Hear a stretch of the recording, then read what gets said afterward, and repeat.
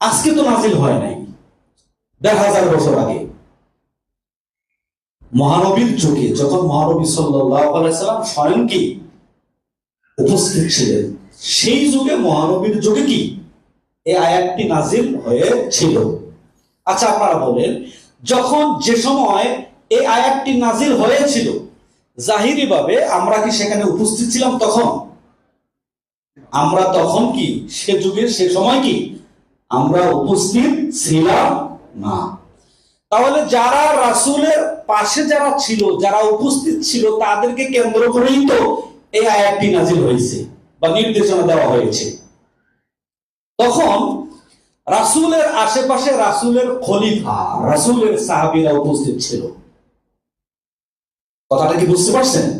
রাসূলের খলিফা, রাসূলের আসহাব যারা ছিল, যারা রাসূলের উপর ঈমান এনেছে,